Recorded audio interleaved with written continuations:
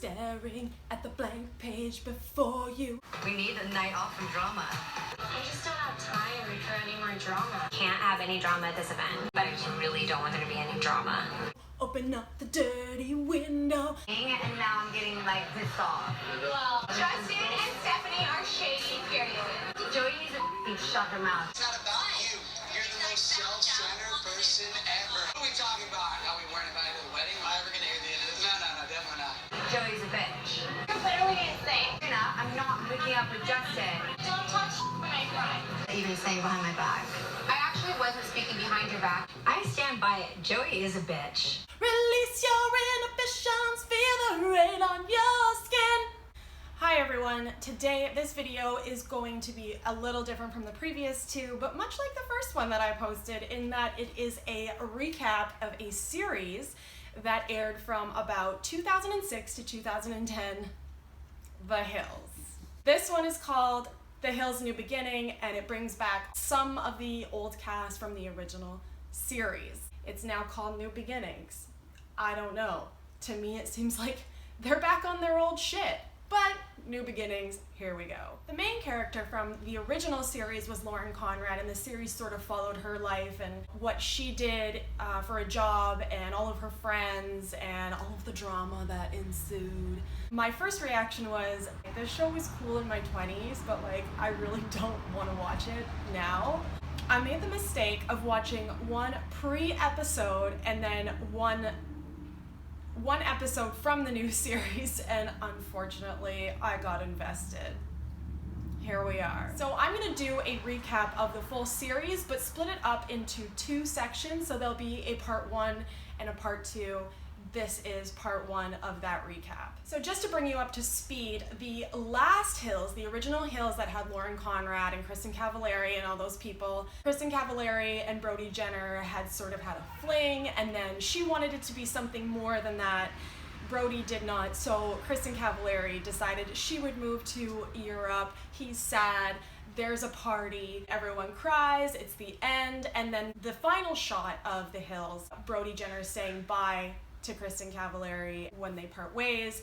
Everything in the background becomes like a whole production, which I mean obviously it's fabricated drama. The backdrop of Hollywood kind of moves, everything moves, everyone high fives because they're like, yeah, we're done the series, but apparently we're not done the series. It's back for another one. Aren't we so lucky? One thing that I'm not gonna lie that I truly miss about The Hills, the original series, is that they were 20-minute episodes. The Hills New Beginnings is 40-minute episodes. I watched 8 40-minute episodes back to back of The Hills New Beginnings. I watched a cringe fest for 320 minutes of my life that I'm never getting back.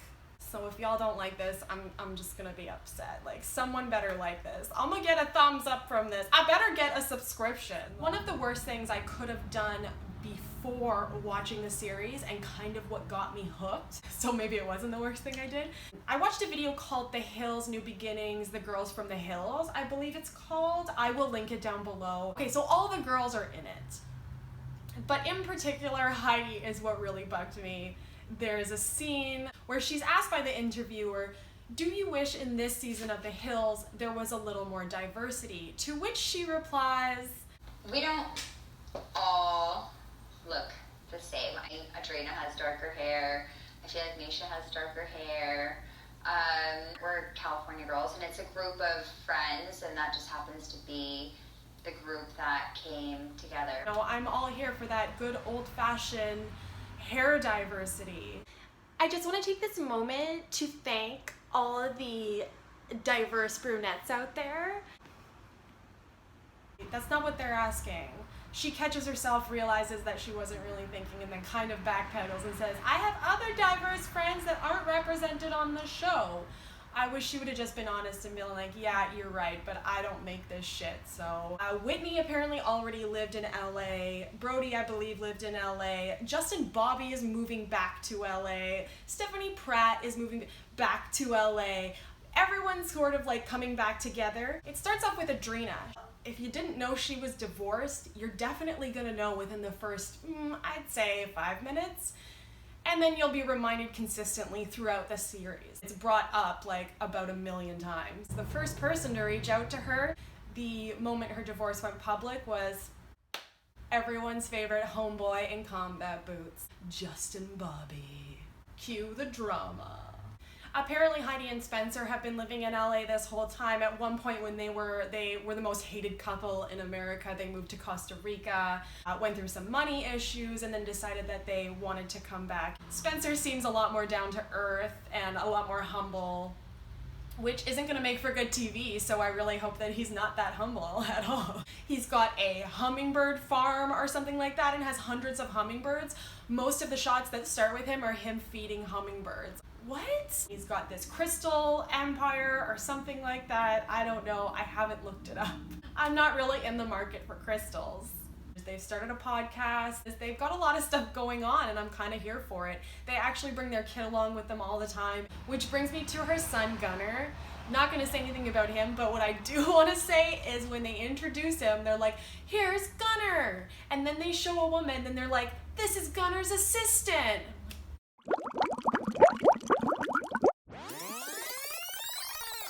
Guys, that's a babysitter. That is a high-priced babysitter. A baby doesn't have an assistant.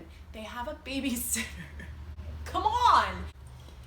Brody has been DJing in Vegas. Apparently, he has a Vegas residency, and he has married a woman with the same name as his father. Love you, Mom. Love you, Mom. You're the best. I'm not dating a Marilyn. I'm sorry. Apparently, and this is according to my mom, who regularly texts me all the drama that's going on in Hollywood. Apparently, they've broken up. She is now canoodling with Miley Cyrus, which, can I say, do they want a third?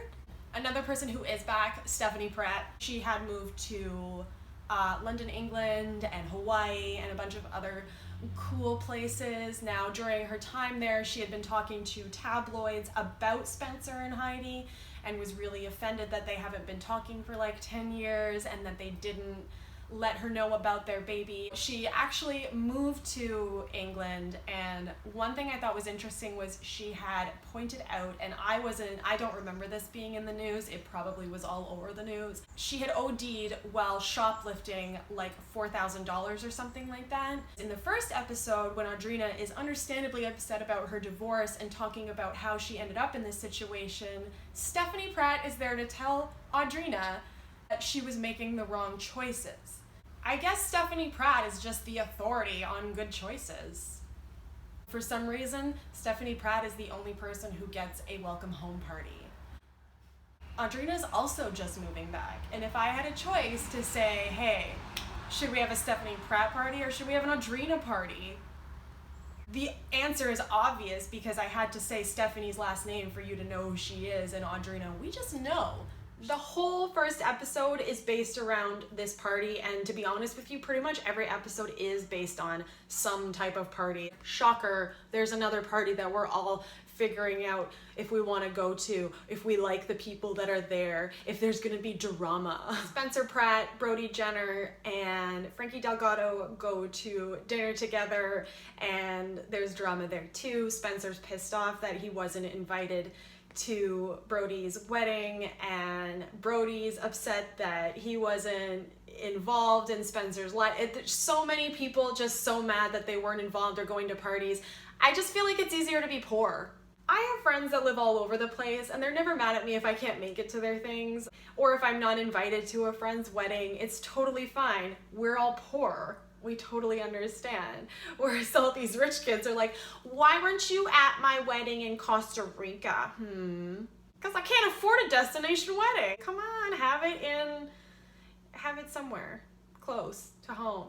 Have it in a forest somewhere, I don't care. Also in episode 1, Pam Anderson. Misha Barton, random. Brandon Lee, random. Pam Anderson, I accept. Fully, wholeheartedly, and with open arms, open mind, and an open heart. I love you, Pam.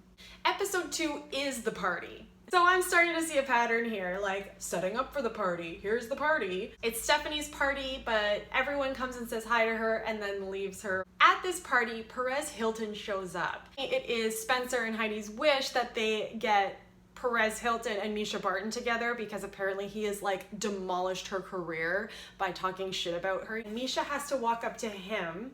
If he was there to give her an apology, he should have walked up to her.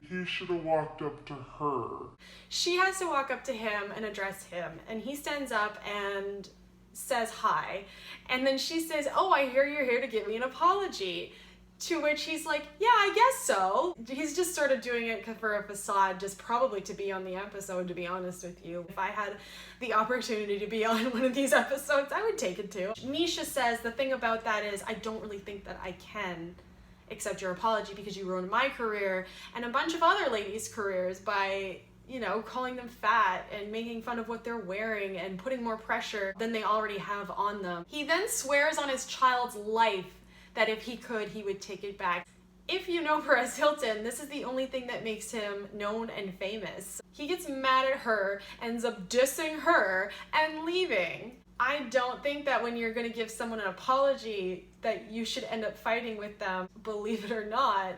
I'm pretty sure he realized in that moment that he actually would not give up all of his fame and fortune. He's acting like that because that is a person who just realized they swore on their kid's life that they would take back the one thing that made them rich and famous, and you in fact would not take that back. That is not something he would take back, and he knows it, and he realized it, and then he got mad at Misha for it.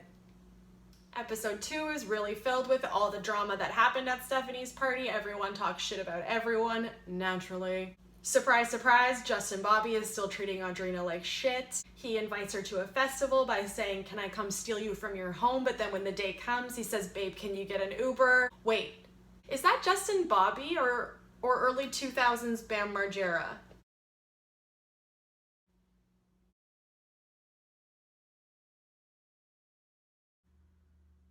In episode 2, we also are reintroduced to Jason Waller, whom I'm not gonna lie, I don't really remember him. Everyone's so funny because they're all like, instead of drinking tequila, having glasses of wine. Like, Brandon Lee has some pool party, and when Brody shows up, he's like, "Bro, do you want some rosé?" I made fun of that, but I do want a glass of rosé when I show up to a sweet house in Hollywood.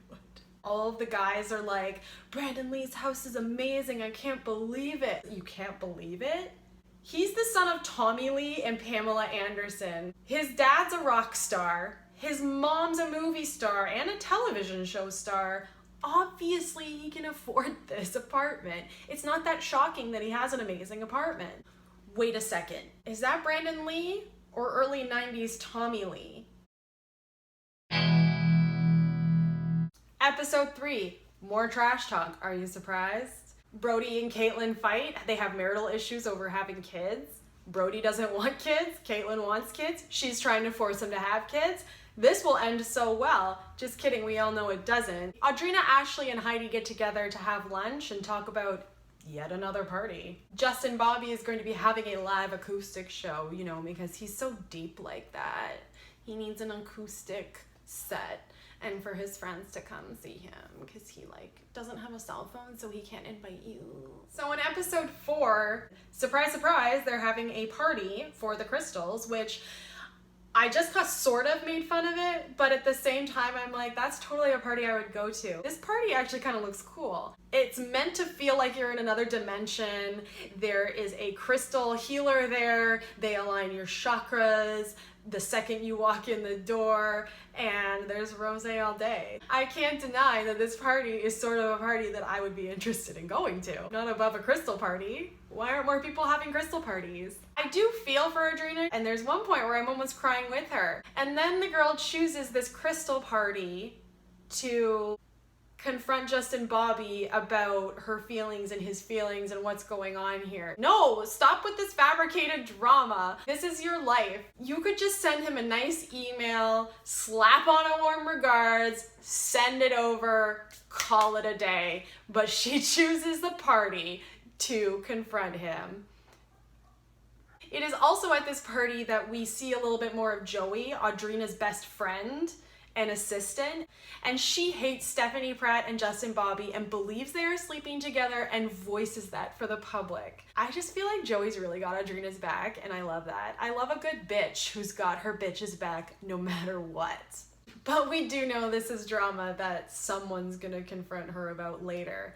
Unfortunately, this recap is only from episodes 1 to 4, so you're gonna have to wait till next weekend to see how that pans out. Also in episode 4, Misha Barton hires a acting coach, which is just crazy to me. If the girl from The Sixth Sense came and sat down on my couch and needed acting coaching, I would be like, I'm pretty sure there's a few tips you could actually give me.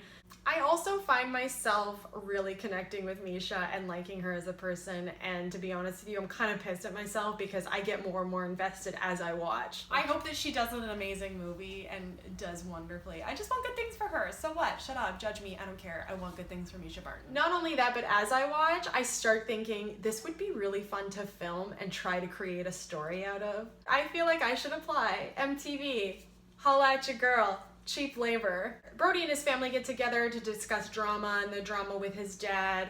And also we learned that Linda Jenner, Brody's mom, is actually the writer of the Whitney Houston smash hit, I Have Nothing. Linda should have her own show because what an angel. So from what I can see, this entire series is basically just a show about a bunch of 30-something-year-olds trying to still figure out life and not cause drama. But for some reason, they're back on their old shit and drama ensues. It's a little cringy, but whatever. I'll do what I have to do. It's too late. I'm invested. I'm totally gonna watch the whole thing. I already have. I have the other half already sort of mapped out. Gotta bring the news to the people, okay? I can't do anything but laugh at myself at this point. I also hope we get to see Pam so much more. Pam actually ended up moving to France the second that Donald Trump got inaugurated. She's so adorable. I love that. But like, Canada wants you back. Can you move to Canada? Apparently she does have a home on the island, and now I'm like, should I Borat this up and go find her on the island? I love you, Pam. She's not there for a lot of the drama. She's only there for her son. And you know what? Obviously, she's Canadian, and Canadians don't do drama. Canadians don't do drama. We don't do drama. What of it? Make sure to tune in next week. I will have episodes 5 through 8 and then my final impressions, and then we'll see where we're going from there. If you've been watching with me and you have paid attention this whole video and you're still watching at the end, you are the MVP. Thank you so much for watching till the end. You are awesome, and I will see you next week. Bye.